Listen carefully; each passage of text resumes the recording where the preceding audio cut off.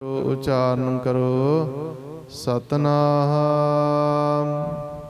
श्री वाहिगुरु साहिब जी। सलोक महला पंजवा। काम क्रोध मद लोभ मोह दुष्ट वासना निवार। राख लिहो प्रभ आपणे नानक सद बलिहार। गुरु सवारी संगत जी, पावन शब्द जिस दे विच 2 सलोक अते पावन पौड़ी है, गुरु पंजवें पातशाह महाराज जी की उचारण कीती पावन वार जो राग गुजरी दे विच अंकित है जी। ये उस दी 18वीं पौड़ी जो गुरु ग्रंथ साहब पातशाह महाराज जी दे 523 अंक पर सुभायमान है जी। पहले सलोक दे विच सतगुरु पातशाह महाराज जी अरदास करन दा सानू ढंग समझा रहे। आप सतगुरु पातशाह महाराज जी दसते हैं कि भाई किस प्रकार मालिक जी दे दर ते अरदास करनी, किहड़े पदार्थ मंगने हन, की बेनती कीती जावे। सतगुरु पातशाह महाराज जी ने बख्शिश कीते जी। दूसरे सलोक दे विच सतगुरु पातशाह महाराज जी जिहड़ी मनुख दी असल सच्चाई है, जो असल दे विच जीवन चल रहा है, मालिक तो दूर होकर उस दे संबंध दे विच समझाया है कि मालिक नूं विसार कर पदार्थां दे विच ही समुचा जीवन मनुख दा खचित है। दात जिहड़ी है वो तां प्यारी हो गई, पर जिहड़ा दाता जो सारियां दातां दे रहा है उस नूं विसार दिता है। तो ऐसे मनुख का जिहड़ा जीवन है जां संसार ते आउणा वो फिर लाभदायक जां सुचज्जा नहीं है, वो वडियाई वाला जीवन नहीं। पौड़ी दे विच सतगुरु पातशाह महाराज जी ने मालिक जी दे हुक्म नूं ते जिहड़े मालिक जी दे नाम दे रंग दे विच रंगे हन उन्हां दा जीवन सतगुरु पातशाह महाराज जी बख्शिश करते हैं। आरंभक सलोक दे विच सतगुरु जी ने बख्शिश कीता जी कि हे सच्चे पातशाह परमात्मा जी, ये जितने भी विकार हन ये मेरे जीवन दे विचों खत्म हो जावन ते आप कृपा करके इन्हां तो बचा लवो। क्योंकि विकार जिहड़े हन ये बड़े कष्टदायक हन ते प्रभावशाली भी बहुत ज़्यादा हन। फौज हठीली है, बहुत ही भारी हठ वाली इन्हां दी फौज है, जिस दे नाल जे सदका ये मनुखा जीवन दे उपर हमला कर दे। पांजे मुख अगाह इन्हां दी फौज ये जदों हमला करते हैं ते फिर मनुख दा जीवन निघारता वाले पासे जांदा है। सियाणा मनुख बड़ा जी अपने आप नूं समझदा है।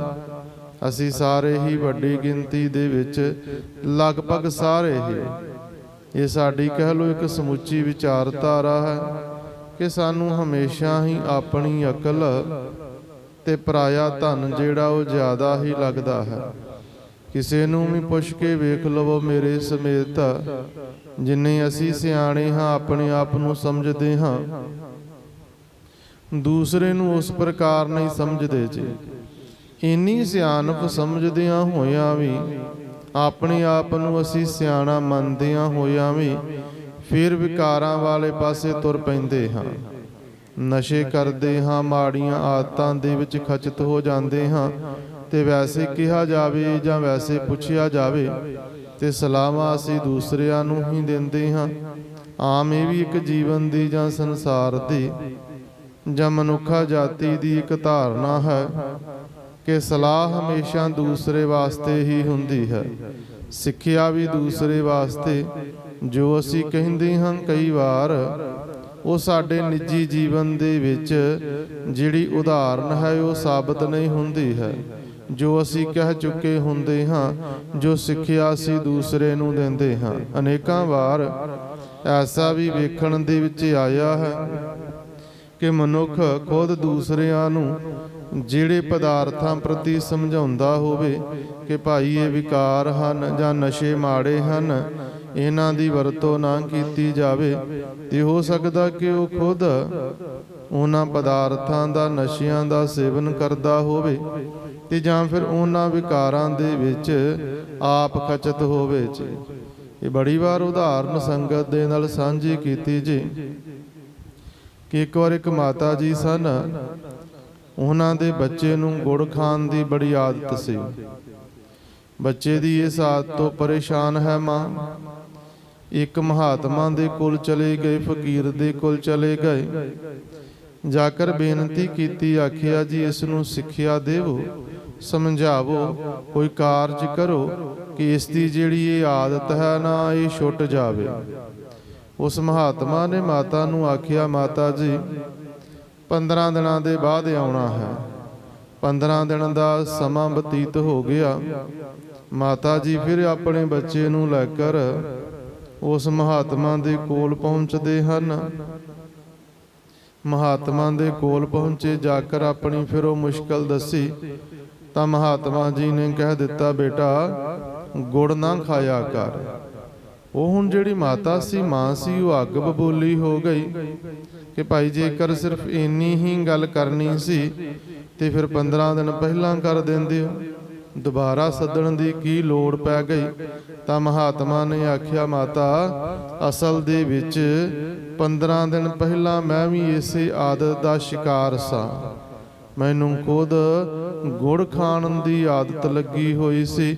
ਇਹਨਾਂ 15 ਦਿਨਾਂ ਦੇ ਵਿੱਚ ਮੈਂ ਉਸ ਆਦਤ ਨੂੰ ਸੁਧਾਰਿਆ ਹੈ, ਕਿਉਂਕਿ ਮੇਰੇ ਵਿੱਚ ਉਹ ਖਾਮੀ ਸੀ ਤੇ ਮੈਂ ਕਿਵੇਂ ਸਿੱਖਿਆ ਦੇ ਦਿੰਦਾ ਕਿ ਭਾਈ ਗੁੜ ਨਾ ਖਾਇਆ ਕਰ, ਉਹ ਤਾਂ ਮੈਂ ਖੁਦ ਬੜਾ ਖਾਂਦਾ ਸਾਂ। ਹੁਣ ਇਹਨਾਂ 15 ਦਿਨਾਂ ਦੇ ਵਿੱਚ ਉਸ ਆਦਤ ਨੂੰ ਸੁਧਾਰਿਆ ਤੇ ਹੁਣ ਮੈਂ ਸਿੱਖਿਆ ਦੇ ਸਕਦਾ ਹਾਂ ਕਿ ਗੁੜ ਨਾ ਖਾਇਆ ਕਰ। ਕਹਿਣ ਤੋਂ ਭਾਵ ਕਿ ਜੇਕਰ ਸਾਡੇ ਅੰਦਰ ਉਹ ਖਾਸੀਅਤ ਹੋਵੇ ਤੇ ਅਸੀਂ ਉਸ ਪ੍ਰਤੀ ਦੂਸਰੇ ਨੂੰ ਸਿੱਖਿਆ ਦੇ ਸਕਦੇ ਹਾਂ ਜਾਂ ਦੇਣੀ ਚਾਹੀਦੀ ਹੈ। ਪਰ ਜੇਕਰ ਸਾਡੇ ਅੰਦਰ ਉਹ ਖਾਮੀ ਖੁਦ ਹੋਵੇ ਤੇ ਅਸੀਂ ਉਸੇ ਹੀ ਖਾਮੀ ਦੇ ਉੱਪਰ ਵਿਚਾਰਾਂ ਕਰਦੇ ਹੋਈਏ, ਦੂਜਿਆਂ ਨੂੰ ਸਮਝਾਉਂਦੇ ਹੋਈਏ, ਤੇ ਉਹ ਕਾਰਜ ਸਫਲਾ ਨਹੀਂ ਹੋਵੇਗਾ। ਸਤਿਗੁਰੂ ਪਾਤਸ਼ਾਹ ਮਹਾਰਾਜ ਜੀ ਨੇ ਬਖਸ਼ਿਸ਼ ਕੀਤੀ, ਸਮਝਾਇਆ ਕਿ ਫਿਰ ਅਰਦਾਸ ਕੀਤੀ ਜਾਵੇ ਮਾਲਕ ਵਾਹਿਗੁਰੂ ਜੀ ਦੇ ਚਰਨਾਂ ਦੇ ਵਿੱਚ, ਕਿਉਂਕਿ ਇਹ ਵਿਕਾਰ ਬੜੇ ਹੀ ਜੀਵਨ ਨੂੰ ਨਿਘਾਰਤਾ ਵਾਲੇ ਪਾਸੇ ਖੜਨ ਵਾਲੇ ਹਨ। ਕਾਮ ਹੈ, ਕ੍ਰੋਧ ਹੈ, ਲੋਭ ਹੈ, ਮੋਹ ਹੈ, ਮਦ ਤੋਂ ਭਾਵ ਹੰਕਾਰ ਰੂਪ ਬੜਾ ਭਾਰੀ। ਇਹ ਪੰਜੇ ਹੀ ਵਿਕਾਰ ਤੇ ਸਤਿਗੁਰੂ ਜੀ ਆਖਦੇ ਹਨ, ਇਹ ਸੱਚੇ ਪਾਤਸ਼ਾਹ ਜੀ, ਇਹ ਜਿਹੜੀਆਂ ਭੈੜੀਆਂ ਵਾਸ਼ਨਾਵਾਂ ਹਨ, ਦੁਸ਼ਟ ਵਾਸਨਾ, ਇਹ ਮੇਰੇ ਜੀਵਨ ਦੇ ਵਿੱਚੋਂ ਖਤਮ ਕਰ ਦੇਵੋ, ਇਹਨਾਂ ਦੀ ਨਿਵਰਤੀ ਕਰ ਦੇਵੋ। ਇਹ ਔਗਣ ਮੇਰੇ ਜੀਵਨ ਦੇ ਵਿੱਚ ਨਾ ਰਹਿਣ, ਕਿਉਂਕਿ ਇਹਨਾਂ ਔਗਣਾਂ ਕਰਕੇ ਹੀ ਸਮੁੱਚਾ ਜਗਤ ਜਿਹੜਾ ਨਾ ਉਹ ਨਿਘਾਰਤਾ ਵਾਲੇ ਪਾਸੇ ਜਾ ਰਿਹਾ ਹੈ। ਨਿਰੰਤਰ ਹੀ ਨਸ਼ਿਆਂ ਦੇ ਵਿੱਚ ਅਸੀਂ ਗਲਤਾਨ ਹਾਂ, ਵਿਕਾਰਾਂ ਦੇ ਵਿੱਚ ਅਸੀਂ ਗਲਤਾਨ ਹਾਂ, ਹੰਕਾਰ ਹਰੇਕ ਦੇ ਵਿੱਚ ਕੁੱਟ-ਕੁੱਟ ਕੇ ਭਰਿਆ ਹੋਇਆ। ਕਿਸੇ ਵੀ ਵਿਕਾਰ ਨੂੰ ਲੈ ਕਰ ਵੇਖ ਲਵੋ, ਸਤਿਗੁਰੂ ਜੀ ਆਖਦੇ ਹਨ, ਸਮਝਾਉਂਦੇ ਹਨ ਕਿ ਫਿਰ ਇਹ ਜਿਹੜੇ ਵਿਕਾਰ ਹਨ, ਇਹ ਜੀਵਨ ਨੂੰ ਨਿਰੰਤਰ ਬਰਬਾਦ ਕਰਦੇ ਹਨ। ਤਾਂ ਜੀਵਨ ਸੁਚੱਜਾ ਹੋਵੇਗਾ ਜਦੋਂ ਅਸੀਂ ਮਾਲਕ ਦੀ ਕਿਰਪਾ ਦੇ ਪਾਤਰ ਬਣ ਜਾਵਾਂਗੇ। ਜੇ ਵਿਚਾਰ ਕਰਦੇ ਪਏ ਹਾਂ ਕਿ ਭਾਈ ਇਹ ਵਿਕਾਰ ਜਿਹੜੇ ਹਨ ਇਹ ਜੀਵਨ ਨੂੰ ਬਰਬਾਦ ਕਰਦੇ ਤੇ ਇਹਨਾਂ ਤੋਂ ਨਿਰੰਤਰ ਬਚਿਆ ਜਾਵੇ, ਪਰ ਬਚਿਆ ਕਿਵੇਂ ਜਾਵੇਗਾ? ਗੁਰੂ ਜੀ ਦੀ ਸਿੱਖਿਆ ਦੇ ਉੱਪਰ ਤੁਰਨ ਦੇ ਨਾਲ। ਜਿਹੜਾ ਮਨੁੱਖ ਗੁਰੂ ਜੀ ਦੇ ਦਰਸਾਏ ਹੋਏ ਮਾਰਗ ਦੇ ਉੱਪਰ ਚੱਲੇਗਾ, ਕਿਉਂਕਿ ਵਿਕਾਰ ਇੰਨੇ ਪ੍ਰਭਾਵਸ਼ਾਲੀ ਹਨ ਕਿ ਮਨੁੱਖ ਜਿਤਨੇ ਵੀ ਯਤਨ ਕਰੇ ਇਹਨਾਂ ਤੋਂ ਬਚ ਨਹੀਂ ਸਕਦਾ ਹੈ। ਅਗਰ ਸਤਿਗੁਰੂ ਜੀ ਕਿਰਪਾ ਕਰ ਦੇਵਨ, ਰਹਿਮਤ ਕਰ ਦੇਵਨ ਤੇ ਮਨੁੱਖ ਇਹਨਾਂ ਵਿਕਾਰਾਂ ਤੋਂ ਬਚ ਸਕਦਾ। ਆਪ ਯਤਨ ਕਰੇ ਨਾ ਕਿ ਮੈਂ ਬਚਣਾ ਚਾਹੁੰਦਾ ਹਾਂ ਤਾਂ ਸ਼ਾਇਦ ਉਹ ਸੰਭਵ ਕਾਰਜ ਨਾ ਹੋਵੇ। ਤਾਹੀਓਂ ਗੁਰਬਾਣੀ ਦੇ ਵਿੱਚ ਸਤਿਗੁਰੂ ਪਾਤਸ਼ਾਹ ਮਹਾਰਾਜ ਜੀ ਬਾਰ-ਬਾਰ ਗੁਰ ਪ੍ਰਸਾਦ ਦਾ ਜ਼ਿਕਰ ਕਰਦੇ ਹਨ ਕਿ ਜੋ ਵੀ ਕਾਰਜ ਹੈ ਭਾਈ ਗੁਰੂ ਦੀ ਕਿਰਪਾ ਦੇ ਨਾਲ ਸੰਭਵ ਹੈ। ਵਿਦਵਾਨਾਂ ਨੇ ਸਮਝਾਇਆ, ਸਤਿਗੁਰੂ ਪਾਤਸ਼ਾਹ ਮਹਾਰਾਜ ਜੀ ਦਾ ਇਤਿਹਾਸ ਸਾਨੂੰ ਦੱਸਦਾ ਜੀ ਕਿ ਕੋਈ ਵੀ ਕਾਰਜ ਕਰਨਾ ਹੋਵੇ ਉਸ ਦੇ ਆਰੰਭ ਦੇ ਵਿੱਚ ਸਤਿਗੁਰੂ ਜੀ ਦੇ ਚਰਨਾਂ ਦੇ ਵਿੱਚ ਅਰਦਾਸ ਕੀਤੀ ਜਾਵੇ, ਕਾਰਜ ਦੀ ਸੰਪੂਰਨਤਾ ਤੇ ਫਿਰ ਮਾਲਕ ਦਾ ਧੰਨਵਾਦ ਕੀਤਾ ਜਾਵੇ ਜੀ, ਤਾਂ ਕਾਰਜ ਰਾਸ ਹੁੰਦੇ ਹਨ, ਹੰਕਾਰ ਨਹੀਂ ਆਵੇਗਾ। ਤੇ ਪੰਜੇ ਹੀ ਇਹ ਵਿਕਾਰ ਕਾਮ, ਕ੍ਰੋਧ, ਲੋਭ, ਮੋਹ, ਹੰਕਾਰ, ਇਹ ਜਿਹੜੀਆਂ ਦੁਸ਼ਟ ਵਾਸ਼ਨਾਵਾਂ ਹਨ, ਜੀਵਨ ਦੇ ਵਿੱਚ ਵਸੀਆਂ ਹੋਈਆਂ ਭੈੜੀਆਂ ਵਾਸ਼ਨਾਵਾਂ ਵਿਚਾਰਾਂ, ਇਹ ਸਤਿਗੁਰੂ ਜੀ ਇਹਨਾਂ ਦੀ ਨਿਵਰਤੀ ਕਰੋ। ਤੇ ਨਾਲ ਹੀ ਬੇਨਤੀ ਹੈ ਸੱਚਿਆ ਪਾਤਸ਼ਾਹ ਰਾਖ ਲਿਓ ਪ੍ਰਭ ਆਪਣੇ, ਨਾਨਕ ਸਦ ਬਲਿਹਾਰ। ਇਹ ਸੱਚੇ ਪਾਤਸ਼ਾਹ ਜੀ ਮੇਰੀ ਰੱਖਿਆ ਕਰੋ ਆਪਣਾ ਜਾਣ ਕੇ, ਮੇਰੇ ਤੇ ਮਿਹਰ ਕਰੋ। ਤੇਰੇ ਤੋਂ ਸਤਿਗੁਰੂ ਜੀ ਅਸੀਂ ਸਦਾ ਹੀ ਬਲਿਹਾਰ ਜਾਂਦੇ ਹਾਂ। ਰੱਖਿਆ ਹੋ ਗਈ, ਜੀਵਨ ਸੁਚੱਜਾ ਹੋ ਗਿਆ। ਜੇਕਰ ਮਨੁੱਖ ਮਾਲਕ ਦੇ ਦਰ ਤੇ ਪ੍ਰਵਾਨ ਨਹੀਂ ਤਾਂ ਫਿਰ ਉਸ ਦੀ ਵਿਕਾਰਾਂ ਤੋਂ ਰੱਖਿਆ ਨਹੀਂ ਹੋਵੇਗੀ ਤੇ ਉਹ ਬਲਿਹਾਰ ਵੀ ਭਾਈ ਫਿਰ ਕਿਵੇਂ ਜਾਵੇਗਾ ਮਾਲਕ ਤੋਂ। ਤਾਂ ਅਰਦਾਸ ਸਤਿਗੁਰੂ ਪਾਤਸ਼ਾਹ ਮਹਾਰਾਜ ਜੀ ਸਮਝਾ ਰਹੇ ਕਿ ਮਾਲਕ ਦੇ ਚਰਨਾਂ ਦੇ ਵਿੱਚ ਬੇਨਤੀ ਕੀ ਕੀਤੀ ਜਾਵੇ ਜੀ। ਇੱਕ ਤਾਂ ਇਹ ਬੇਨਤੀ ਹੋਵੇ ਸੱਚਿਆ ਪਾਤਸ਼ਾਹ ਇਹ ਜਿਤਨੇ ਵਿਕਾਰ ਹਨ ਤੇ ਭੈੜੀਆਂ ਵਾਸ਼ਨਾਵਾਂ, ਭੈੜੀਆਂ ਆਦਤਾਂ, ਇਹਨਾਂ ਤੋਂ ਨਿਵਰਤੀ ਪ੍ਰਾਪਤ ਹੋ ਜਾਵੇ, ਬੰਦ ਖਲਾਸੀ ਪ੍ਰਾਪਤ ਹੋ ਜਾਵੇ। ਤੇ ਫਿਰ ਮਾਲਕ ਜੀ ਜਿਤਨੇ ਵੀ ਵਿਕਾਰ ਹਨ, ਔਗਣ ਆਦਿਕ ਹਨ ਜੀਵਨ ਦੇ, ਇਹਨਾਂ ਤੋਂ ਰੱਖਿਆ ਕਰੋ, ਰੱਖ ਲੇਵੋ। ਮਾੜੀ ਸੰਗਤ ਤੋਂ ਬਚਾ ਲਵੋ ਜੀ, ਭੈੜੀ ਸੰਗਤ ਤੋਂ ਬਚਾ ਲਵੋ। ਤੇ ਸਤਿਗੁਰੂ ਪਾਤਸ਼ਾਹ ਮਹਾਰਾਜ ਜੀ ਆਪਣੇ ਜਾਣ ਕੇ ਰੱਖੋ। ਤੇ ਮਾਲਕ ਜੀ ਜਦੋਂ ਜੀਵਨ ਸੁਚੱਜਾ ਹੋ ਗਿਆ ਅਸੀਂ ਤੁਹਾਤੋਂ ਫਿਰ ਸਦਾ ਵਾਸਤੇ ਕੁਰਬਾਨ ਜਾਂਦੇ ਹਾਂ। ਸਤਿਗੁਰੂ ਜੀ ਨੇ ਸਮਝਾਇਆ, ਕੋਈ ਜਨ ਹਰਿ ਸਿਉ ਦੇਵੈ ਜੋਰ, ਚਰਨ ਗਹੋਂ ਬਕਹੋਂ ਸੁਭ ਰਸਨਾ, ਦੀਜੈ ਪ੍ਰਾਨ ਅਕੋਰ। हे ਸੱਚੇ ਪਾਤਸ਼ਾਹ ਜੀ, ਕੋਈ ਆਪ ਜੀ ਦਾ ਪਿਆਰਾ, ਕੋਈ ਆਪ ਜੀ ਦਾ ਜਨ ਆਪ ਜੀ ਦੇ ਨਾਲ ਮੈਨੂੰ ਮਿਲਾ ਦੇਵੇ, ਮੈਂ ਉਸ ਦੇ ਚਰਨਾਂ ਦੇ ਵਿੱਚ ਆਪਣੇ ਆਪ ਨੂੰ ਅਰਪਿਤ ਕਰ ਦੇਵਾਂਗਾ, ਚਰਨਾਂ ਦੀ ਸੇਵਾ ਕਰਾਂਗਾ, ਰਸਨਾ ਦੇ ਨਾਲ ਸ਼ੁਭ ਬਚਨ ਉਸ ਦੀ ਸਿਫਤ ਦੇ ਵਿੱਚ ਉਚਾਰਨ ਕਰਾਂਗਾ ਤੇ ਆਪਣੇ ਪ੍ਰਾਨ ਉਸ ਤੋਂ ਨਿਸ਼ਾਵਰ ਕਰ ਦੇਵਾਂਗਾ। ਸਤਿਗੁਰੂ ਜੀ ਸਮਝਾਉਂਦੇ, ਬਲਿਹਾਰ ਜਾਂਦਾ ਹਾਂ ਸਤਿਗੁਰੂ ਆਪਣੇ ਤੋਂ, ਬਲਿਹਾਰੀ ਗੁਰ ਆਪਣੇ, ਦਿਉਹਾੜੀ ਸਦਵਾਰ, ਜਿਨ ਮਾਨਸ ਤੇ ਦੇਵਤੇ ਕੀਏ, ਕਰਤ ਨ ਲਾਗੀ ਵਾਰ। ਤੇਰੇ ਤੋਂ ਮਾਲਕਾ ਸਦਾ ਕੁਰਬਾਨ ਜਾਈਏ ਜੀ। ਜਿਨੇ ਵਾਕਿਆ ਹੀ ਸੁਚੱਜਾ ਜੀਵਨ ਬਖਸ਼ਿਸ਼ ਕੀਤਾ, ਵਿਕਾਰਾਂ ਤੋਂ ਮੁਕਤੀ ਦੇ ਦਿੱਤੀ। ਦੂਸਰੇ ਸ਼ਲੋਕ ਦੇ ਵਿੱਚ ਸਤਿਗੁਰੂ ਪਾਤਸ਼ਾਹ ਮਹਾਰਾਜ ਜੀ ਨੇ ਜੀਵਨ ਦੇ ਸੰਬੰਧ ਦੇ ਵਿੱਚ ਸਮਝਾ ਦਿੱਤਾ ਕਿ ਆਇਆ ਸੀ ਸੰਸਾਰ ਤੇ ਜੀਵ ਹੋਰ ਕਾਰਜ ਵਾਸਤੇ, ਪਰ ਇਹ ਨਿਰੰਤਰ ਵਿਕਾਰਾਂ ਦੇ ਵਿੱਚ ਹੀ ਲੱਗਾ ਰਹਿ ਗਿਆ ਜੀ। ਬਖਸ਼ਿਸ਼ ਕਰਦੇ ਹਨ ਸਤਿਗੁਰੂ ਜੀ, ਪ੍ਰਾਣੀ ਤੂੰ ਆਇਆ ਲਾਹਾ ਲੈਣ, ਲੱਗਾ ਕਿ ਤੁਕ ਫੱਕੜੀ ਸਭ ਮੁਕਦੀ ਚੱਲੀ ਰਹਿਣ। हे ਜੀਵ, ਤੂੰ ਲਾਹਾ ਪ੍ਰਾਪਤ ਕਰਨ ਵਾਸਤੇ ਆਇਆ ਹੈ। ਕਿਹੜੇ ਭੈੜੇ ਕਾਰਜਾਂ ਦੇ ਵਿੱਚ ਲੱਗਿਆ ਹੋਇਆ ਕਿ ਸਮੁੱਚਾ ਜਿਹੜਾ ਜੀਵਨ ਹੈ ਇਹ ਅਜਾਈ ਹੀ ਬਤੀਤ ਹੁੰਦਾ ਜਾ ਰਿਹਾ ਹੈ। ਸਤਿਗੁਰੂ ਜੀ ਨੇ ਸਮਝਾਇਆ, ਨਾ ਰੈਣ ਗਵਾਈ ਸੋਈ ਕੈ, ਦਿਵਸ ਗਵਾਇਆ ਖਾਏ, ਹੀਰੇ ਜੈਸਾ ਜਨਮ ਹੈ ਕੌਡੀ ਬਦਲੇ ਜਾਏ। ਬੜਾ ਬੇਸ਼ਕੀਮਤੀ ਇਹ ਮਨੁੱਖਾ ਜੀਵਨ ਜਿਹੜਾ ਬੜੇ ਹੀ ਚਿਰਾਂ ਬਾਅਦ ਪ੍ਰਾਪਤ ਹੋਇਆ ਤੇ ਇਸ ਹੀਰਿਆਂ ਵਰਗੇ ਜੀਵਨ ਨੂੰ ਵਿਕਾਰਾਂ ਦੇ ਵਿੱਚ ਪੈ ਕੇ ਕੌਡੀਆਂ ਦੇ ਭਾਅ ਗਵਾਇਆ ਜਾ ਰਿਹਾ ਹੈ। ਨਸ਼ਿਆਂ ਦੇ ਵਿੱਚ ਗਲਤਾਨ, ਔਗਣਾਂ ਦੇ ਵਿੱਚ ਗਲਤਾਨ, ਵਿਕਾਰਾਂ ਦੇ ਵਿੱਚ ਅਸੀਂ ਸਾਰੇ ਗਲਤਾਨ ਹੋਏ ਬੈਠੇ ਹਾਂ। ਤਾਂ ਸਤਿਗੁਰੂ ਪਾਤਸ਼ਾਹ ਮਹਾਰਾਜ ਜੀ ਨੂੰ ਫਿਰ ਜਦੋਂ ਪੁੱਛਿਆ ਜਾਵੇ, ਬੇਨਤੀ ਕੀਤੀ ਜਾਵੇ, ਸੱਚੇ ਪਾਤਸ਼ਾਹ ਜੀ ਇਸ ਮਨੁੱਖਾ ਦੇਹੀ, ਇਸ ਮਨੁੱਖਾ ਸਰੀਰ ਦਾ ਲਾਭ ਕੀ, ਤਾਂ ਗੁਰੂ ਪਾਤਸ਼ਾਹ ਮਹਾਰਾਜ ਜੀ ਫਿਰ ਬਖਸ਼ਿਸ਼ ਕਰਦੇ ਹਨ, ਸਮਝਾਉਂਦੇ ਹਨ। ਭਈ ਪ੍ਰਾਪਤ ਮਾਨੁਖ ਦੇਹੁਰੀਆ, ਗੋਬਿੰਦ ਮਿਲਨ ਕੀ ਇਹ ਤੇਰੀ ਬਰੀਆ। ਅਵਰ ਕਾਜ ਤੇਰਾ ਕਿਤੈ ਨ ਕਾਮ, ਮਿਲ ਸਾਧ ਸੰਗਤ ਭਜ ਕੇਵਲ ਨਾਮ। ਕਿ ਭਾਈ ਇਹ ਜਿਹੜੀ ਮਨੁੱਖਾ ਦੇਹੀ, ਇਹ ਜਿਹੜਾ ਮਨੁੱਖਾ ਸਰੀਰ ਪ੍ਰਾਪਤ ਹੋਇਆ ਨਾ, ਇਹ ਪਰਮਾਤਮਾ ਨੂੰ ਮਿਲਣ ਦੀ ਇੱਕ ਤੈਨੂੰ ਵਾਰੀ ਪ੍ਰਾਪਤ ਹੋਈ ਹੈ।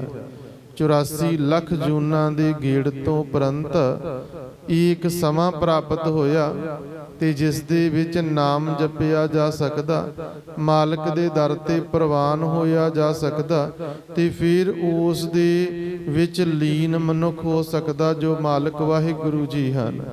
ਤੇ ਸਤਿਗੁਰੂ ਜੀ ਸਮਝਾਉਂਦੇ, ਹੋਰ ਜਿਤਨੇ ਵੀ ਕਾਰਜ ਹਨ ਜਿਹੜੇ ਵਿਕਾਰਾਂ ਦੇ ਵਿੱਚ ਲੱਗ ਕੇ ਕੀਤੇ ਜਾਂਦੇ, ਤੇਰੇ ਉਹ ਕਿਤੇ ਵੀ ਕੰਮ ਨਹੀਂ ਆਵਣਗੇ। ਚੰਗਿਆਂ ਦੀ ਸੰਗਤ ਦੇ ਵਿੱਚ ਬੈਠ ਕਰ ਮਾਲਕ ਵਾਹਿਗੁਰੂ ਜੀ ਦਾ ਸਿਮਰਨ ਕਰ, ਇਹ ਸਭ ਤੋਂ ਸੁਚੱਜਾ ਕਾਰਜ ਹੈ। ਤਾਂ ਸਤਿਗੁਰੂ ਜੀ ਨੇ ਜੀਵਨ ਸਾਡਾ ਦੱਸਿਆ ਕਿ ਭਾਈ ਕਿਸ ਪ੍ਰਕਾਰ ਦਾ ਜੀਵਨ ਹੈ ਕਿ ਖਾਂਦਿਆਂ ਮੂੰਹ ਇਕੱਠਾ, ਪਹਿਨੰਦਿਆਂ ਸਭ ਅੰਗ। ਕਿ ਖਾਂਦਿਆਂ ਰੋਜ਼ਾਨਾ ਪਦਾਰਥ ਬੜੇ ਖਾਧੇ ਜਾ ਰਹੇ, ਤੇ ਉਹਨਾਂ ਨੂੰ ਖਾਂਦਿਆਂ ਹੋਇਆਂ ਹੀ ਸਮੁੱਚਾ ਜੀਵਨ ਬਤੀਤ ਹੋ ਗਿਆ, ਤੇ ਮੂੰਹ ਘਸ ਗਿਆ, ਭਾਵ ਦੰਦ ਘਸ ਗਏ। ਦੰਦ ਜਵਾਬ ਦੇ ਚੁੱਕੇ ਜੀ। ਫਿਰ ਯਤਨ ਕੀਤਾ ਕਿ ਭਾਈ ਨਕਲੀ ਲਗਵਾ ਲਏ ਜਾਵਨ, ਉਹਨਾਂ ਦਾ ਵੀ ਫਰਕ ਪੈ ਗਿਆ, ਦੰਦ ਘਸ ਗਏ। ਪਰ ਕਦੇ ਇਹ ਨਹੀਂ ਸੋਚਿਆ ਕਿ ਪ੍ਰਸ਼ਾਦਾ ਛਕਦੇ ਪਏ, ਪਦਾਰਥਾਂ ਨੂੰ ਛਕਦੇ ਪਏ ਹਾਂ, ਤੇ ਜਿਸ ਨੇ ਪ੍ਰਸ਼ਾਦਾ ਬਖਸ਼ਿਸ਼ ਕੀਤਾ, ਜਿਸ ਨੇ ਪਦਾਰਥ ਬਖਸ਼ਿਸ਼ ਕੀਤੇ ਹਨ, ਕਿਤੇ ਉਸ ਦਾ ਧੰਨਵਾਦ ਵੀ ਕਰਕੇ ਵੇਖ ਲਿਆ ਜਾਵੇ। ਸਤਿਗੁਰੂ ਜੀ ਸਮਝਾਉਂਦੇ ਕਿ ਭਾਈ ਸੁਚੱਜਾ ਜੀਵਨ ਇਹ ਕਿ ਹਰੇਕ ਸਵਾਸ ਦੇ ਨਾਲ ਤੇ ਹਰੇਕ ਗ੍ਰਾਸਤੇ ਨਾਲ, ਗ੍ਰਾਹੀ ਦੇ ਨਾਲ, ਬੁਰਕੀ ਦੇ ਨਾਲ ਮਾਲਕ ਦਾ ਸਿਮਰਨ ਕੀਤਾ ਜਾਵੇ, ਸ਼ੁਕਰਾਨਾ ਕੀਤਾ ਜਾਵੇ। ਪ੍ਰਸ਼ਾਦਾ ਛਕਣ ਤੋਂ ਪਹਿਲਾਂ ਮਾਲਕ ਜੀ ਦੇ ਚਰਨਾਂ ਦੇ ਵਿੱਚ ਅਰਦਾਸ ਹੋਵੇ ਕਿ ਮਾਲਕਾ ਤੁਸਾਂ ਨੇ ਇਹ ਬਖਸ਼ਿਸ਼ ਕੀਤੀ, ਪ੍ਰਸ਼ਾਦਾ ਬਖਸ਼ਿਆ ਹੈ। ਕਿਉਂਕਿ ਅਨੇਕਾਂ ਹੀ ਸੰਸਾਰ ਦੇ ਵਿੱਚ ਐਸੇ ਜੀਵ ਹਨ, ਮਨੁੱਖ ਹਨ, ਜਿਨ੍ਹਾਂ ਨੂੰ ਭਾਈ 2 ਵੇਲੇ ਦਾ ਪ੍ਰਸ਼ਾਦਾ ਨਹੀਂ ਪ੍ਰਾਪਤ ਹੋ ਰਿਹਾ ਹੈ। ਕਾਰਨ ਅਨਾਜ ਬੜਾ ਵਿਅਰਥ ਜਾ ਰਿਹਾ ਜੀ। ਅਸੀਂ ਖੁਦ ਇਸ ਪ੍ਰਕਾਰ ਬੜਾ ਕਰਦੇ ਜੀ। ਆ ਵਿਆਹ ਸ਼ਾਦੀਆਂ ਦੇ ਵਿੱਚ ਵੇਖਿਆ ਜਾ ਸਕਦਾ, ਪਲੇਟਾਂ ਅਸੀਂ ਸਾਰੇ ਭਰ ਲਵਾਂਗੇ, ਤੇ ਫਿਰ ਸਾਰੇ ਦਾ ਸਾਰਾ ਜਿਹੜਾ ਅਨਾਜ ਉਸ ਨੂੰ ਅਸੀਂ ਵੇਸਟ ਹੀ ਗਵਾ ਦਿੰਦੇ ਹਾਂ। ਸੁਚੇਤ ਹੋਣਾ ਚਾਹੀਦਾ ਕਿ ਭਾਈ ਜੇਕਰ ਬਚ ਜਾਵੇਗਾ ਤੇ ਕਿਸੇ ਹੋਰ ਦੇ ਕੰਮ ਆ ਜਾਵੇਗਾ, ਲੋੜੀਂਦਾ ਲਿਆ ਜਾਵੇ। ਅਸੀਂ ਫਿਰ ਆਪਣੇ ਵਿਚਾਰ ਤੇ ਵਾਪਸ ਆਈਏ ਕਿ ਭਾਈ ਪ੍ਰਸ਼ਾਦਾ ਛਕਣ ਤੋਂ ਪਹਿਲਾਂ ਮਾਲਕ ਜੀ ਦੇ ਚਰਨਾਂ ਦੇ ਵਿੱਚ ਅਰਦਾਸ ਹੋਵੇ। ਸੱਚਿਆ ਪਾਤਸ਼ਾਹ ਆਪ ਜੀ ਨੇ ਤਰਸ ਕੀਤਾ, ਰਹਿਮਤ ਕੀਤੀ, ਕਿਰਪਾ ਕੀਤੀ, ਪ੍ਰਸ਼ਾਦੇ ਦੀ ਦਾਤ ਬਖਸ਼ਿਸ਼ ਕੀਤੀ ਹੈ ਜੀ। ਇਹ ਮਾਲਕ ਜੀਓ, ਇਹ ਜੋ ਆਪ ਜੀ ਦੀ ਕਿਰਪਾ ਸਦਕਾ ਪ੍ਰਸ਼ਾਦਾ ਛਕਿਆ ਜਾ ਰਿਹਾ, ਇਹ ਸਰੀਰ ਦੇ ਵਿੱਚ ਜਾ ਕਰ ਸੁਚੱਜਾ ਅਸਰ ਬਖਸ਼ਿਸ਼ ਕਰੇ, ਸੁਚੱਜਾ ਜੀਵਨ ਹੋ ਜਾਵੇ, ਇਹ ਅੰਮ੍ਰਿਤ ਹੋ ਜਾਵੇ, ਇਹ ਸੁਚੱਜੇ ਢੰਗ ਦੇ ਨਾਲ ਪਚ ਜਾਵੇ ਜੀ। ਤੇ ਫਿਰ ਜਦੋਂ ਪ੍ਰਸ਼ਾਦਾ ਛਕ ਲਿਆ ਜਾਵੇ ਨਾ, ਉਸ ਵੇਲੇ ਫਿਰ ਮਾਲਕ ਦਾ ਸ਼ੁਕਰਾਨਾ ਕੀਤਾ ਜਾਵੇ ਕਿ ਆਪ ਜੀ ਦੀ ਕਿਰਪਾ ਸਦਕਾ ਭੋਜਨ ਛਕਿਆ ਹੈ। ਮਾਲਕਾ ਸੁਚੱਜੀ ਮਤ ਬੁੱਧ ਪਾਉਣਾ, ਕਿਉਂਕਿ ਜਿਸ ਪ੍ਰਕਾਰ ਦਾ ਅੰਨ ਹੁੰਦਾ ਨਾ, ਉਸੇ ਹੀ ਪ੍ਰਕਾਰ ਦਾ ਮਨ ਹੁੰਦਾ ਹੈ। ਜਿਸ ਪ੍ਰਕਾਰ ਦਾ ਪਾਣੀ ਹੋਵੇਗਾ, ਉਸ ਪ੍ਰਕਾਰ ਦੀ ਬਾਣੀ ਹੋਵੇਗੀ। ਨਾਮ ਜਪਦਿਆਂ ਭੋਜਨ ਤਿਆਰ ਕੀਤਾ, ਨਾਮ ਜਪਦਿਆਂ ਹੋਇਆਂ ਵਾਹਿਗੁਰੂ ਜੀ ਦਾ ਜ਼ਿਕਰ ਕਰਦਿਆਂ ਹੋਇਆਂ ਭੋਜਨ ਛਕਿਆ ਹੈ, ਤੇ ਉਹ ਸੁਚੱਜਾ ਜੀਵਨ ਬਖਸ਼ਿਸ਼ ਕਰੇਗਾ। ਪਰ ਜੇਕਰ ਵਿਕਾਰਾਂ ਦੇ ਵਿੱਚ ਖਿਆਲ ਰੱਖ ਕੇ ਭੋਜਨ ਤਿਆਰ ਕੀਤਾ ਗਿਆ, ਤੇ ਵਿਕਾਰਾਂ ਦੇ ਵਿੱਚ ਹੀ ਧਿਆਨ ਰੱਖ ਕੇ, ਖਿਆਲ ਰੱਖ ਕੇ ਭੋਜਨ ਛਕਿਆ ਗਿਆ, ਤੇ ਫਿਰ ਉਹ ਅੰਮ੍ਰਿਤ ਨਹੀਂ ਬਖਸ਼ਿਸ਼ ਕਰੇਗਾ। ਉਹ ਸੁਚੱਜਾ ਨਹੀਂ ਹੋਵੇਗਾ, ਸਗੋਂ ਜ਼ਹਿਰ ਹੋਵੇਗਾ। ਸਤਿਗੁਰੂ ਜੀ ਆਖਦੇ, ਭੋਜਨ ਛਕਦਿਆਂ ਪਦਾਰਥਾਂ ਦਾ ਸੇਵਨ ਕਰਦਿਆਂ ਇਹ ਜਿਹੜਾ ਮੂੰਹ ਸੀ ਨਾ, ਇਹ ਵੀ ਘਸ ਗਿਆ, ਦੰਦ ਘਸ ਗਏ ਹਨ। ਤੇ ਪਹਿਨੰਦਿਆਂ ਸਭ ਅੰਗ, ਬੜੇ ਸੂਟ ਪਹਿਨਣਾ ਕੀਤੇ ਜੀ, ਵੱਖ-ਵੱਖ ਪ੍ਰਕਾਰ ਦੇ ਬੜੇ ਪਦਾਰਥ ਸੀ, ਜਿਹੜੇ ਮਹਿੰਗੇ ਤੋਂ ਮਹਿੰਗੇ ਸੂਟ ਆਦਿ ਕੱਪੜੇ ਲਏ, ਸਰੀਰ ਤੇ ਪਹਿਨੇ ਹਨ। ਸਰੀਰ ਹੁਣ ਲਿੱਸਾ ਹੋ ਗਿਆ ਹੈ, ਫਰਕ ਪੈ ਗਿਆ ਨਾ। ਇੱਕ ਜੀਵਨ ਉਹ ਸੀ ਜਦੋਂ ਬੜੀ ਚੜ੍ਹਦੀ ਕਲਾ ਵਾਲਾ ਸਰੀਰ ਸੀ, ਜੀਵਨ ਸੀ। ਜੀਵਨ ਤਾਂ ਨਹੀਂ ਚਲੋ ਅਸੀਂ ਕਹਿ ਸਕਦੇ, ਉਹ ਤਾਂ ਹੋਵੇਗਾ ਜੇਕਰ ਮਾਲਕ ਦਾ ਨਾਮ ਵਸਿਆ ਨਾ, ਤੇ ਫਿਰ ਉਹ ਚੜ੍ਹਦੀ ਕਲਾ ਵਾਲਾ ਜੀਵਨ ਹੈ।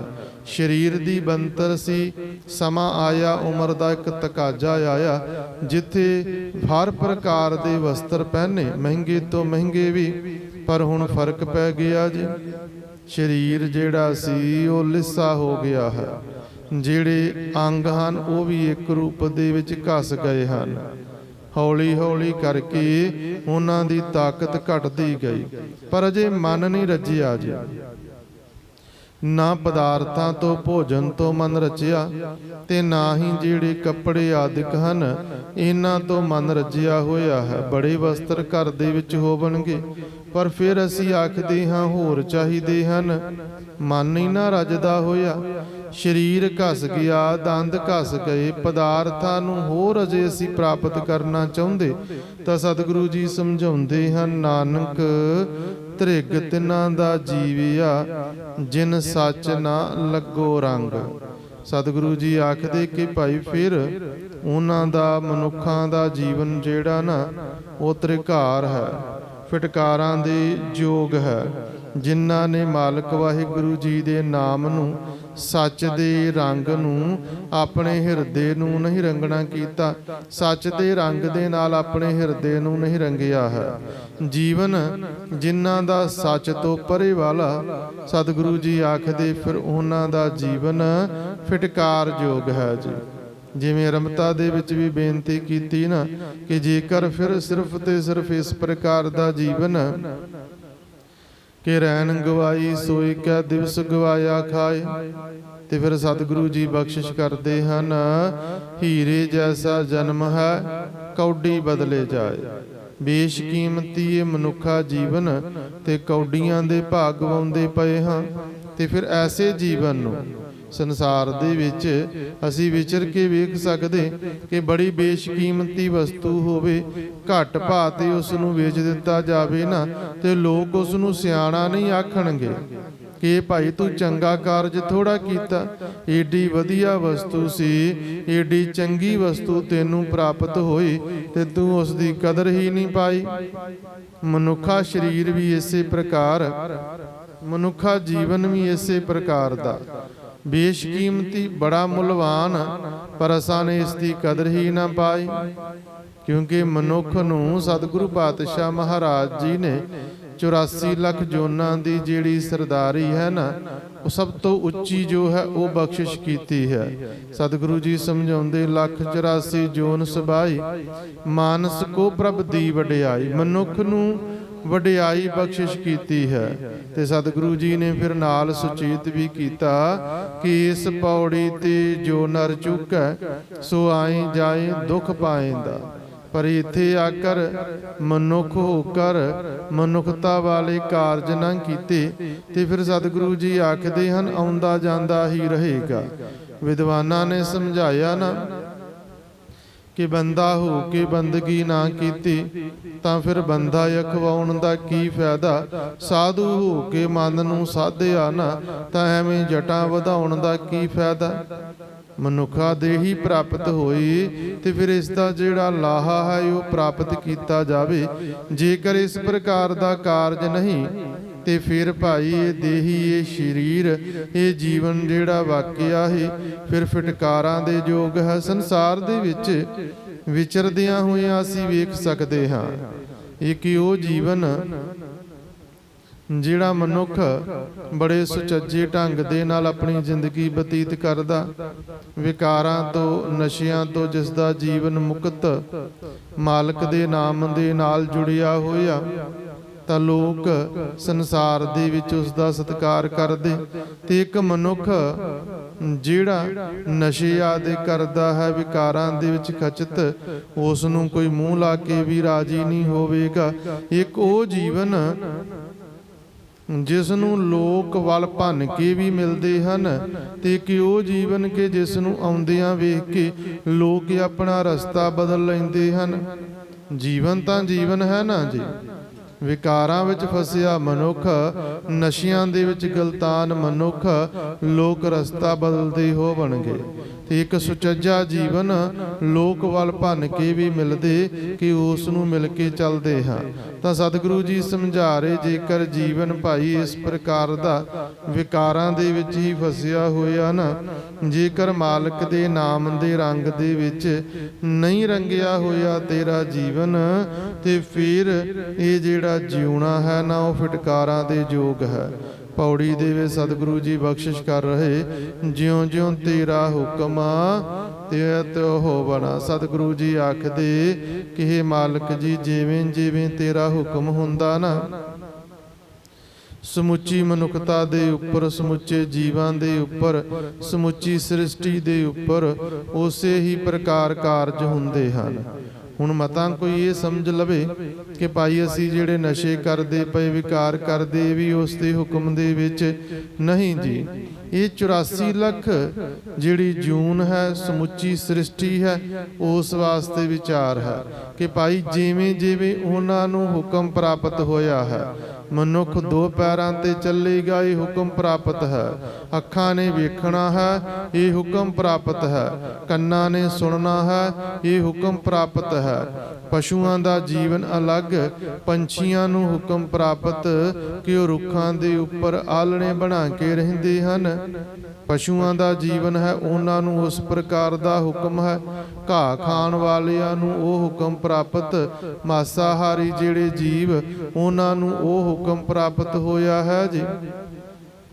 ਜਿਨ੍ਹਾਂ ਨੂੰ ਹੁਕਮ ਪ੍ਰਾਪਤ ਹੋਇਆ ਕਿ ਚਾਰ ਪੈਰਾਂ ਤੇ ਚੱਲਣਾ, ਉਹ ਚੱਲਦੇ ਪਏ ਚਾਰ ਪੈਰਾਂ ਤੇ।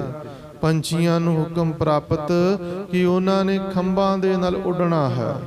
ਹੁਣ ਇਹਨਾਂ ਅੱਖਾਂ ਨੂੰ ਤਾਂ ਹੁਕਮ ਪ੍ਰਾਪਤ ਹੋ ਗਿਆ ਕਿ ਵੇਖਣਾ, ਪਰ ਵੇਖਣਾ ਕੀ, ਇਹ ਮਨੁੱਖ ਨੂੰ ਕਹਿ ਦਿੱਤਾ ਕਿ ਤੂੰ ਆਪ ਵੇਖ। ਵੇਖ ਕੇ ਤੇਰੇ ਮਨ ਦੇ ਵਿੱਚ ਵਿਕਾਰ ਪੈਦਾ ਹੋ ਰਹੇ ਕਿ ਮਾਲਕ ਦਾ ਨਾਮ ਪੈਦਾ ਹੋ ਰਿਹਾ ਹੈ। ਵੇਖਣ ਦੇ ਨਾਲ ਮਨ ਦੇ ਵਿੱਚ ਮੈਲ ਆ ਰਹੀ, ਚੰਗਾ ਵੇਖਣਾ ਕਿ ਬੁਰਾ ਵੇਖਣਾ, ਇਹ ਤੇਰੇ ਤੇ ਹੈ। ਕੰਨਾਂ ਨੂੰ ਹੁਕਮ ਪ੍ਰਾਪਤ ਕਿ ਇਹਨਾਂ ਨੇ ਸੁਣਨਾ ਹੈ। ਹੁਣ ਚੰਗਾ ਸੁਣਨਾ ਕਿ ਮਾੜਾ ਸੁਣਨਾ, ਇਹ ਫਿਰ ਮਨੁੱਖ ਦੇ ਆਪਣੇ ਵੱਸ ਹੈ ਜੀ।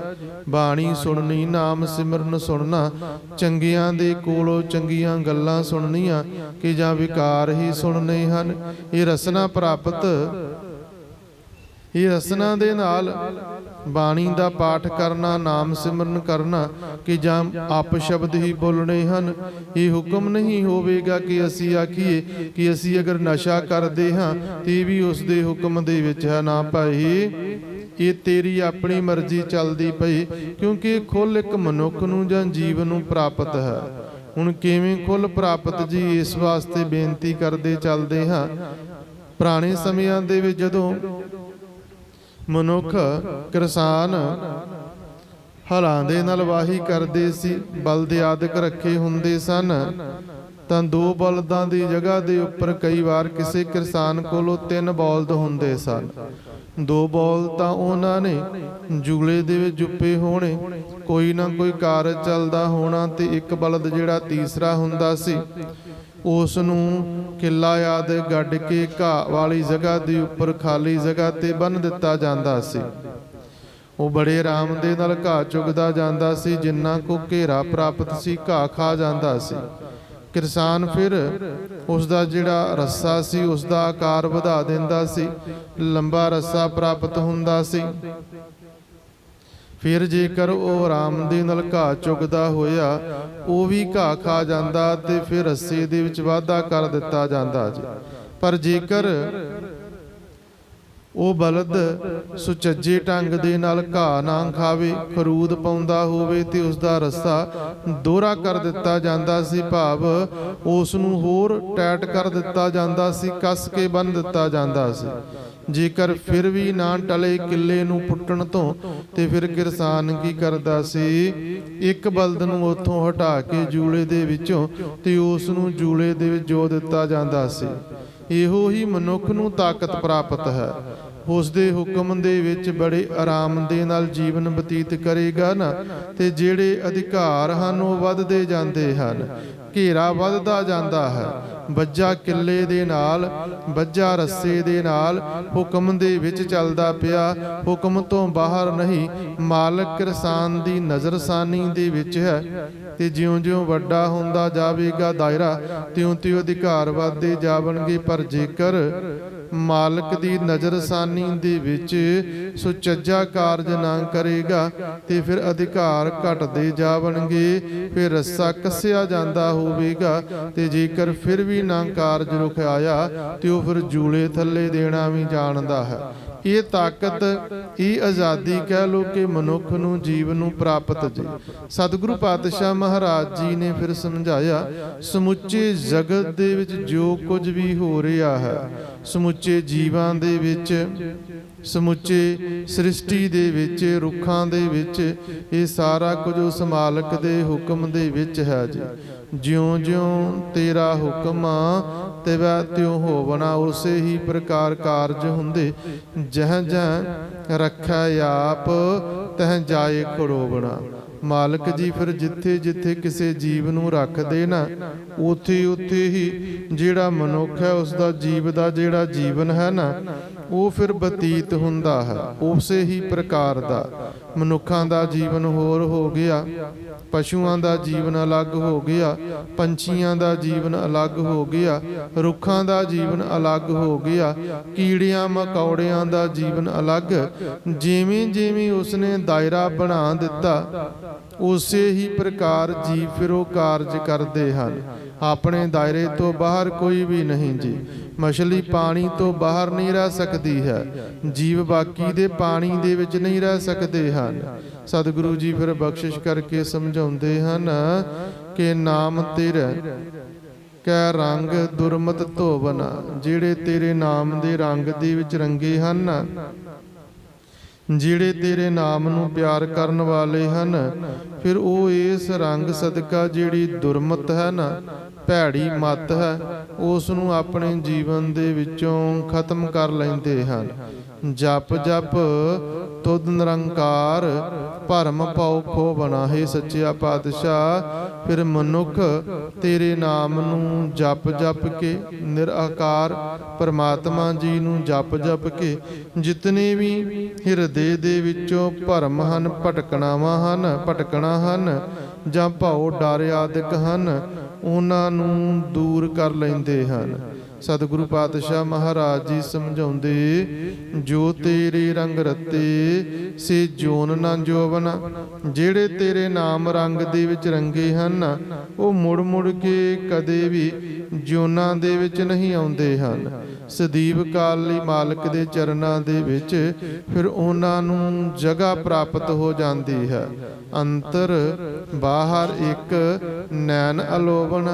ਉਹ ਚਾਹੇ ਕਿਤੇ ਵੀ ਹੋਵਨ, ਉਹ ਇੱਕ ਹੀ ਨਜ਼ਰ ਦੇ ਨਾਲ ਸਾਰਿਆਂ ਨੂੰ ਵੇਖਦੇ ਹਨ। ਕੋਈ ਦੂਈ ਦਵੈਤਾ ਵਾਲੀ ਭਾਵਨਾ ਨਹੀਂ। ਚਾਹੇ ਜੀਵ ਜੰਤੂ ਹੋਵਨ, ਮਨੁੱਖ ਹੋਵਨ, ਪਸ਼ੂ ਆਦਿਕ ਹੋਵਨ, ਸਾਰਿਆਂ ਦੇ ਵਿੱਚੋਂ ਹੀ ਪਰਮਾਤਮਾ ਜੀ ਹੀ ਦਿਖਾਈ ਦਿੰਦੇ ਹਨ। ਰੁੱਖਾਂ ਦੇ ਵਿੱਚੋਂ ਵੀ, ਫਲਾਂ ਦੇ ਵਿੱਚੋਂ, ਫੁੱਲਾਂ ਦੇ ਵਿੱਚੋਂ, ਹਰ ਥਾਂ ਤੋਂ ਪਰਮਾਤਮਾ ਜੀ ਹੀ ਉਹਨਾਂ ਨੂੰ ਦਿਖਾਈ ਦਿੰਦੇ ਹਨ।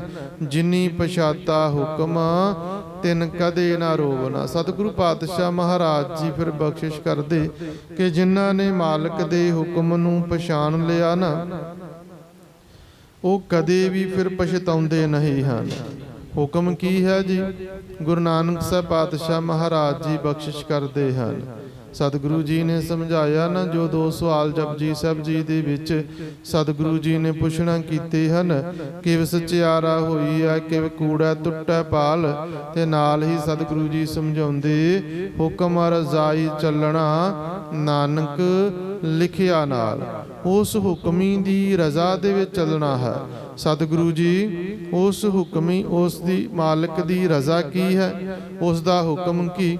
ਤੇ ਸਤਿਗੁਰੂ ਜੀ ਆਖਦੇ, ਤੇਰੇ ਨਾਲ ਲਿਖਿਆ ਹੋਇਆ ਹੈ, ਇਹਨਾਂ ਅੱਖਾਂ ਦੇ ਨਾਲ ਚੰਗਾ ਵੇਖਣਾ ਹੈ, ਕਿਸੇ ਨੂੰ ਵੇਖ ਕੇ ਮਨ ਦੇ ਵਿੱਚ ਮੈਲ ਨਾ ਆਉਂਦੀ ਹੋਵੇ ਜੀ। ਇਹਨਾਂ ਕੰਨਾਂ ਦੇ ਨਾਲ ਚੰਗਾ ਕੁਝ ਸੁਣਨਾ ਹੈ, ਇਸ ਰਸਨਾ ਦੇ ਨਾਲ ਸਿਫਤ ਸਲਾਹ ਜਿਹੜੀ ਹੈ ਉਹ ਉਚਾਰਨ ਕਰਨੀ ਹੈ। ਮਨੁੱਖਾ ਸਰੀਰ ਪ੍ਰਾਪਤ ਹੋਇਆ ਤੇ ਕਿਸੇ ਦਾ ਭਲਾ ਕੀਤਾ ਜਾਵੇ ਜੀ। ਵਿਦਵਾਨ ਸਮਝਾਉਂਦੇ, ਸਵਾਲ ਕੀਤੇ ਵਿਦਵਾਨਾਂ ਨੇ ਵੀ, ਉਹ ਸਮਝਾਉਂਦੇ ਹਨ, ਪੁੱਛਦੇ ਹਨ ਕਿ ਕਿਸੇ ਡਿੱਗੇ ਨੂੰ ਉਠਾਇਆ ਹੀ ਤੇ ਦੱਸ ਖਾਂ, ਕਿਸੇ ਰੋਂਦੇ ਨੂੰ ਹਸਾਇਆ ਹੀ ਤੇ ਦੱਸ ਖਾਂ, ਕਿਸੇ ਭੁੱਖੇ ਨੂੰ ਰਜਾਇਆ ਹੀ ਤੇ ਦੱਸ ਖਾਂ। ਕਿ ਜੀਵਨ ਦੇ ਵਿੱਚ ਇਹਨਾਂ ਦੇ ਵਿੱਚੋਂ ਕੋਈ ਵੀ ਕਾਰਜ ਕੀਤਾ ਹੈ? ਕਿਉਂਕਿ ਹੁਕਮ ਇਹ ਪ੍ਰਾਪਤ ਹੈ, ਕਿਰਤ ਕਰੋ ਨਾਮ ਜਪੋ ਵੰਡ ਛਕਣ ਵਾਲਾ ਜੋ ਸਿਧਾਂਤ ਹੈ, ਜੋ ਮਨੁੱਖ ਦੇ ਰੂਪ ਦੇ ਵਿੱਚ, ਮਨੁੱਖਤਾ ਦੇ ਰੂਪ ਦੇ ਵਿੱਚ, ਇਨਸਾਨੀਅਤ ਦੇ ਰੂਪ ਦੇ ਵਿੱਚ ਸਾਨੂੰ ਸਾਰਿਆਂ ਨੂੰ ਪ੍ਰਾਪਤ ਹੋਇਆ ਹੈ ਜੀ। ਸਤਿਗੁਰੂ ਜੀ ਦੀ ਪਾਵਨ ਬਾਣੀ ਦੇ ਵਿੱਚ ਭਗਤ ਸਾਹਿਬਾਨ ਜੀ ਨੇ ਫਿਰ ਇਨਸਾਨ ਨੂੰ ਇਨਸਾਨੀਅਤ ਵਾਲੇ ਕਾਰਜ ਕਰਨ ਸੰਬੰਧੀ ਸੁਚੇਤ ਕੀਤਾ, ਸਮਝਾਇਆ। ਨਰੂ ਮਰੇ ਨਰ ਕਾਮ ਨ ਆਵੈ, ਪਸ਼ੂ ਮਰੇ ਦਸ ਕਾਜ ਸਵਾਰ।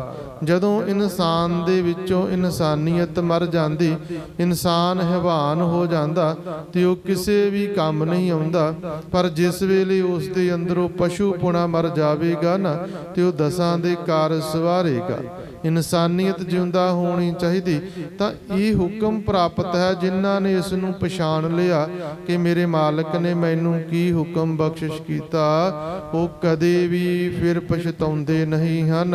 ਨਾਉ ਨਾਨਕ ਬਖਸ਼ੀਸ਼ ਮਨ ਮਾਹੀ ਪਰੋਵਨ। ਸਤਿਗੁਰੂ ਪਾਤਸ਼ਾਹ ਮਹਾਰਾਜ ਜੀ ਸਮਝਾਉਂਦੇ ਹਨ ਕਿ ਮਾਲਕ ਵਾਹਿਗੁਰੂ ਜੀ ਦਾ ਜੋ ਨਾਮ ਹੈ ਨਾ, ਉਹ ਜਿਹੜੀ ਬਖਸ਼ਿਸ਼ ਹੈ ਨਾ, ਸਦਾ ਆਪਣੇ ਮਨ ਦੇ ਵਿੱਚ ਗੁਰਮੁਖ ਪਿਆਰੇ ਪਰੋ ਕੇ ਰੱਖਦੇ ਹਨ। ਕਿ ਜਿਹੜੀ ਬਾਣੀ ਮਾਲਕ ਵਾਹਿਗੁਰੂ ਜੀ ਦਾ ਨਾਮ ਪ੍ਰਾਪਤ ਹੋਇਆ ਨਾ, ਇਹ ਵਾਹਿਗੁਰੂ ਜੀ ਦੀ ਬਖਸ਼ਿਸ਼ ਹੈ ਤੇ ਵੱਡਿਆਂ ਭਾਗਾਂ ਕਰਕੇ ਪ੍ਰਾਪਤ ਹੋਈ। ਸਦਾ ਹੀ ਮਾਲਕ ਵਾਹਿਗੁਰੂ ਜੀ ਦੇ ਨਾਮ ਨੂੰ ਫਿਰ ਆਪਣੇ ਹਿਰਦੇ ਦੇ ਵਿੱਚ ਵਸਾ ਕੇ ਰੱਖਦੇ ਹਨ। ਗੁਰੂ ਪਾਤਸ਼ਾਹ ਮਹਾਰਾਜ ਜੀ ਨੇ ਕਿਰਪਾ ਕੀਤੀ, ਸਮਝਾਇਆ ਕਿ ਭਾਈ ਇਹ ਜਿਹੜਾ ਮਨੁੱਖਾ ਜੀਵਨ ਪ੍ਰਾਪਤ ਹੋਇਆ ਨਾ, ਇਸ ਦਾ ਚੰਗਾ ਲਾਹਾ ਪ੍ਰਾਪਤ ਕੀਤਾ ਜਾਵੇ, ਇਸ ਨੂੰ ਵਿਅਰਥ ਨਾ ਗਵਾਇਆ ਜਾਵੇ ਸਮੇਂ ਨੂੰ, ਕਿਉਂਕਿ ਸਮਾਂ ਬੜਾ ਕੀਮਤੀ ਹੈ। ਅਜੋਕੇ ਸਮੇਂ ਦੇ ਵਿੱਚ ਕਿਸੇ ਨੂੰ ਪੁੱਛ ਕੇ ਵੇਖ ਲਵੋ, ਤੁਸੀਂ ਕਿਸੇ ਨੂੰ ਵੀ ਸਵਾਲ ਕਰੋ, ਭਾਈ ਜੀ ਕੀ ਕਰਦੇ ਹੋ, ਤੇ ਇੱਕ ਉੱਤਰ ਪ੍ਰਾਪਤ ਹੋਵੇਗਾ, ਟਾਈਮ ਪਾਸ ਕਰਦੇ ਹਾਂ। ਭਾਈ ਇਹ ਜੀਵਨ ਟਾਈਮ ਪਾਸ ਵਾਸਤੇ ਨਹੀਂ, ਸਗੋਂ ਟਾਈਮ ਨੂੰ, ਸਮੇਂ ਨੂੰ ਸਫਲਾ ਕਰਨ ਵਾਸਤੇ ਪ੍ਰਾਪਤ ਹੋਇਆ ਹੈ। ਕਿਉਂਕਿ ਟਾਈਮ ਪਾਸ ਤਾਂ ਸਮੁੱਚੀ ਸ੍ਰਿਸ਼ਟੀ ਦਾ ਹੋ ਰਿਹਾ ਜੀ, ਤੇ ਮਨੁੱਖ ਨੂੰ ਤਾਂ ਫਿਰ ਵੱਖਰਾ ਕੁਝ ਪ੍ਰਾਪਤ ਹੋਇਆ ਨਾ। ਇਸ ਨੇ ਸਮੇਂ ਨੂੰ ਪਾਸ ਨਹੀਂ ਕਰਨਾ, ਸਗੋਂ ਸਮੇਂ ਨੂੰ ਸਫਲਾ ਕਰਨਾ। ਮਾਲਕ ਵਾਹਿਗੁਰੂ ਜੀ ਦਾ ਨਾਮ ਜਪਦਿਆ ਹੋਇਆ ਸਤਿਗੁਰੂ ਜੀ ਕਿਰਪਾ ਕਰਨ, ਸੁਚੱਜੀ ਸਿੱਖਿਆ ਸਾਡੇ ਜੀਵਨ ਦੇ ਵਿੱਚ, ਸਾਡੇ ਹਿਰਦੇ ਦੇ ਵਿੱਚ ਵਸ ਜਾਵੇ, ਤਾਂ ਕਿ ਸੰਸਾਰ ਤੇ ਆਇਆ ਸਾਡਾ ਸਾਰਿਆਂ ਦਾ ਸਫਲਾ ਹੋ ਜਾਵੇ ਜੀ। ਸੰਸਾਰ ਦੇ ਭਲੇ ਵਾਸਤੇ, ਆਂਢ ਗੁਆਂਢ ਦੇ ਭਲੇ ਵਾਸਤੇ, ਆਪਣੇ ਭਲੇ ਵਾਸਤੇ, ਪਰਿਵਾਰ ਦੇ ਭਲੇ ਵਾਸਤੇ ਅਰਦਾਸ ਕਰਦਿਆਂ ਹੋਇਆਂ ਸਾਰੀ ਸੰਗਤ ਉਚਾਰਨ ਕਰੋ ਜੀ। ਨਾਨਕ ਨਾਮ ਚੜ੍ਹਦੀ ਕਲਾ, ਤੇਰੇ ਭਾਣੇ ਸਰਬੱਤ ਦਾ ਭਲਾ। ਫਿਰ ਅਸਨਾ ਪਵਿੱਤਰ ਕਰੋ, ਉਚਾਰਨ ਕਰੋ। ਨਾਨਕ ਨਾਮ ਚੜ੍ਹਦੀ ਕਲਾ, ਤੇਰੇ ਭਾਣੇ ਸਰਬੱਤ ਦਾ ਭਲਾ। ਮਾਲਕ ਜੀ ਦੇ ਚਰਨਾਂ ਦੇ ਵਿੱਚ ਬੇਨਤੀ ਕੀਤੀ ਜਾਵੇ ਜੀ, ਵਿਸਰ ਨਾਹੀਂ ਦਾਤਾਰ, ਆਪਣਾ ਨਾਮ ਦਿਓ, ਗੁਣ ਗਾਵਾਂ ਦਿਨ ਰਾਤ। ਨਾਨਕ ਚਾਓ ਇਹੋ ਜਿਨੀ ਪਛਾਤਾ ਹੁਕਮ, ਤਿਨ ਕਦੀ ਨਾ ਰੋਵਣ, ਨਾਉ ਨਾਨਕ ਬਖਸ਼ੀਸ ਮਨ ਮਾਹੀ ਪਰੋਵਣ। ਸ਼ਬਦ ਦੀ ਵਿਚਾਰ ਕਰਦਿਆਂ ਹੋਇਆਂ ਅਨੇਕਾਂ ਪ੍ਰਕਾਰ ਦੀਆਂ ਭੁੱਲਾਂ ਗਲਤੀਆਂ ਹੋ ਗਈਆਂ ਹਨ ਜੀ। ਗੁਰੂ ਗ੍ਰੰਥ ਸਾਹਿਬ ਪਾਤਸ਼ਾਹ ਮਹਾਰਾਜ ਜੀ ਗੁਰੂ ਰੂਪ ਸੰਗਤ ਬਖਸ਼ਣ ਯੋਗ ਹੈ ਜੀ। ਬਖਸ਼ ਲੈਣਾ ਦਿਹੋ ਸੱਜਣ ਸੀਸੜੀਆ, ਜਿਉ ਹੋਵੈ ਸਾਹਿਬ ਸਿਉ ਮੇਲ। ਵਾਹਿਗੁਰੂ ਜੀ ਕਾ ਖਾਲਸਾ, ਵਾਹਿਗੁਰੂ ਜੀ ਕੀ ਫਤਿਹ। ਸਤਨਾਮ ਵਾਹਿਗੁਰੂ।